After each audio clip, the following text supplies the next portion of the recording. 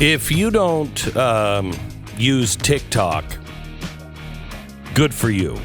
I mean that sincerely. All hail you. TikTok is a Chinese tool, I think, just to dumb us down. But I digress. There's not the censorship on TikTok that there is elsewhere. And somebody has really done a great job at exposing the craziness that is the fringe of the liberal party. I can't say that. You know, what was fringe, we're now living. So I don't know what fringe is on the left anymore. I have no idea what fringe is. But the creator has now come under attack, and I want to play just a little bit of something she said yesterday as she is being doxxed and exposed, and her address is given out online. Here's what she said. How has this affected your life, this Jeff Bezos piece? Well, the past 2 days have been very chaotic and overwhelming. I had to make some travel plans, really fast, but I was not planning on earlier. So there was a little bit of coordination that had to happen. And I'm now in a location where I don't think anyone would find me, not in any of the locations that Taylor Lorenz leaked or that anyone can find. But it's been a little bit tough, but I'm not going to let this get me down. So her friends and people who know her say she's not going to stop. This is not going to, it will frighten her. It will scare her because they're coming after her. And these people will be violent. They always say, the right is so violent. Show it to us. Show it to us. The left, I could show you boatloads of evidence that you're violent. So all she's doing on this TikTok, it's the libs of TikTok. All she does is take things that are on TikTok. She doesn't edit them out of context or anything else. She just takes the post and she reposts it in one place. And now conservatives go to libs of TikTok and they see what they're saying. Let me give you 2 of the videos she posted. Here's video number 1. This is a tool I use to teach students about gender and sexuality. First up, we have sex assigned at birth. This is what the doctor says you are when you come out of the womb. It should be based on chromosomes, hormones, and genitals, but most time doctors just look at genitals. Next up, we have gender identity, which is totally different from sex assigned at birth. This is what you feel you are inside, and no one can see this from the outside. There are 3 different sliders that you can move up and down to describe your gender identity. Then we have gender expression, which is how you show your gender to the world. It's usually based in a sort of binary system, which isn't perfect. Again, you can slide these up and down to show the different gendered ways you express yourself. Then we jump down to attraction. We have physical attraction and emotional attraction. These are different. Again, there are sliders that a person can use to best describe their sexuality. All right. So this is done with a big cartoon unicorn and everything. This is for our kids. That's a teacher explaining, showing the curriculum what's happening. Instead of teaching addition, we are teaching, attraction. Bet the Chinese aren't doing that. Now, this is a first grade classroom. This is from a teacher in a charter school in Boston. Again, from the libs of TikTok. Listen to this. And something cool about me, Miss Hammond? All right. So something that's really cool and unique about who I am is that I am transgender. So we touched a little bit about that at the beginning of this week in the book that Miss Hammond read, but I'm going to give you my explanation about what it means to be transgender as well. So when babies are born, the doctor looks at them and they make a guess about whether the baby is a boy or a girl based on what they look like. And most of the time that guess is 100% correct. There are no issues whatsoever. But sometimes the doctor is wrong. The doctor makes an incorrect guess. When the doctor makes a correct guess, that's when a person is called cisgender.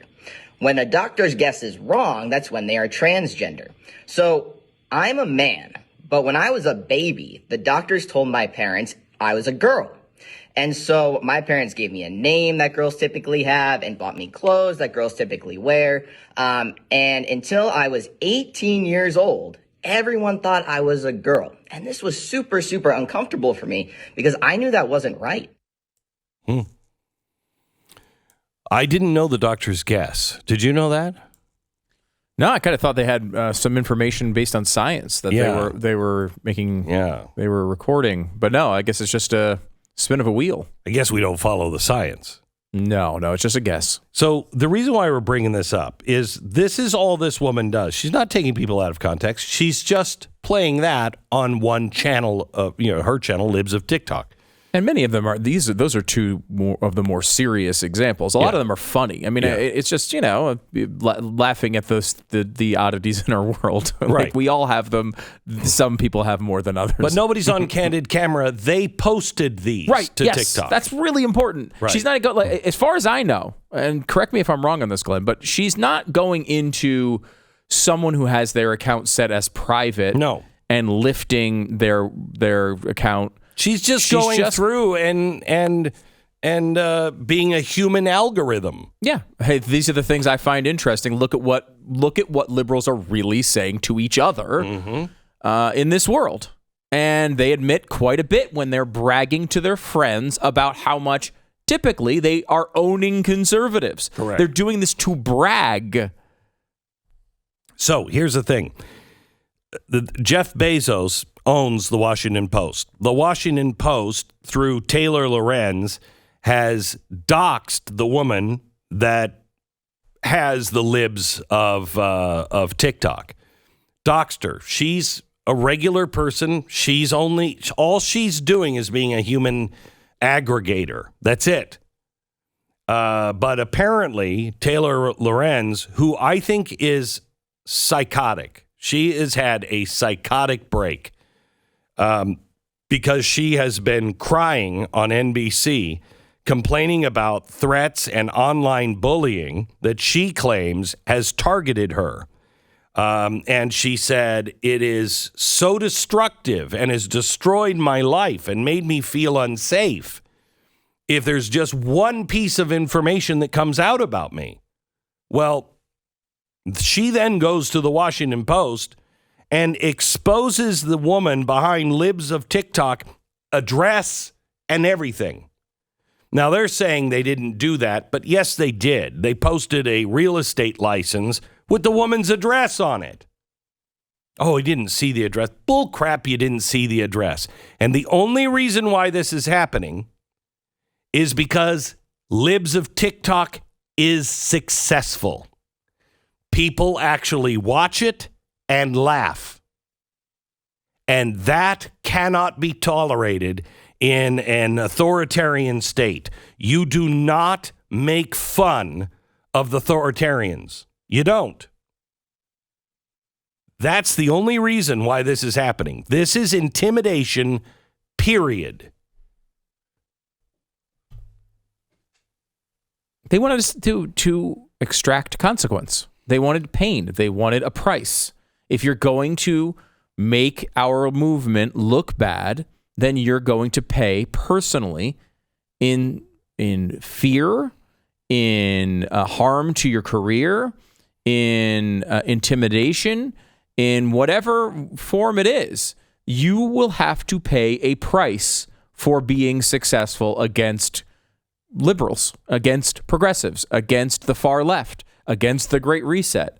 They have to extract a price for it. There's no other reason to do this. BS. They didn't know the address was there. In fact, they're not even saying that. They're not saying we missed the address. They're saying they didn't do it at all. They're just memory holing the entire experience when everyone saw the link to the real estate license with the address on the page. They're just acting as if it didn't occur. That's their plan right now, the Washington Post. And it's embarrassing. This is not 1997 where Taylor Lorenz was crying about a piece of information out about her who is a public figure, a reporter, and everyone knows her name. Now she's actually trying to justify outing someone who isn't a public figure, who doesn't have their name public. What does that do to her life? She knows exactly what it does. She was just crying and sobbing about it on MSNBC a couple of weeks ago. And to have this disconnect shows real struggles dealing with reality. Oh, a psychotic break. A true psychotic break. She is, I don't know, she is a danger possibly to her own self. She is to others. She's now demonstrated that she is not living in reality, and she is a danger to others. That's a reason that, they keep you at the hospital. She said she was dealing with massive PTSD. Yeah. She said she was mentally just exhausted. This is 2 weeks ago. And she understands the consequences of all this. Then she goes to work with Jeff Bezos, and she does exactly what she said caused her breakdown. That's somebody who needs help. I mean, I don't want to get into the world of diagnosing people and committing people to insane asylums, but she is a danger to others, and she is not making any sense. She is doing what she just said should never be done. And it's a much worse version than what happened to her.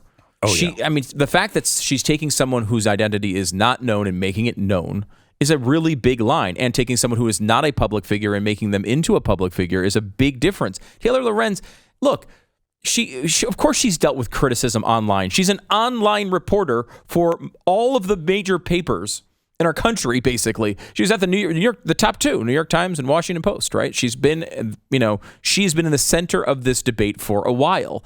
And of course, yes, she has received criticism, much of it fair, some of it unfair. I'm sure some of it was terrible. I know that we receive terrible, abusive things said to us all the time. It's part of being a public figure in the United States. It's not a good thing. No one should do that to her.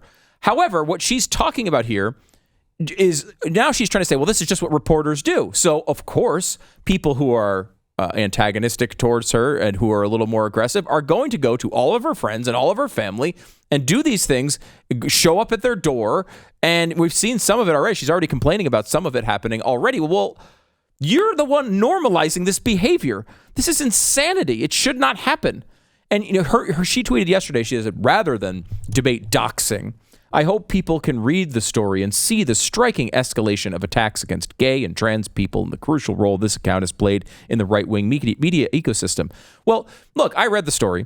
That would have been the debate if you didn't name the person and give out their address, right? That would have been the debate. People would have been saying, well, is this account highlighting people who are going through difficult times and maybe shouldn't be highlighted? I don't know. You can have that conversation. And you know what's so crazy is I'm not debating that guy felt he was a girl and felt like he's now a he or whatever. I wasn't even debating that. What I'm debating on that TikTok video, the last one we played, is you're saying that doctors are guessing. That's the thing. And you're saying that to first graders. Right. That's the controversial part. For me, I'm so past the, he's a dude, he was a girl. Huh.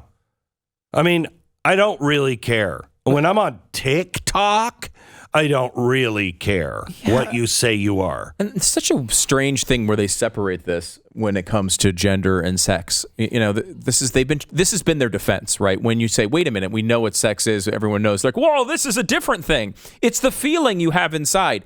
Look, maybe it is the feeling you have inside, but your feelings about what you have inside are completely unimportant to me. I don't care what your feelings are. Your feelings make no difference to society. You can have all the feelings. You can cry at Hallmark movies or not. I don't care what your feelings are. Your feelings might be important to you. They might be important to your family. They might even be important to the first graders' families who you are teaching. But they are unimportant to society in general. You can feel like a boy or a girl however you want, whenever you want. But what you are is important to society.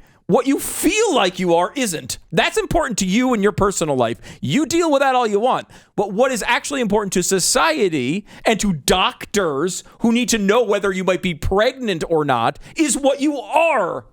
That's the important thing.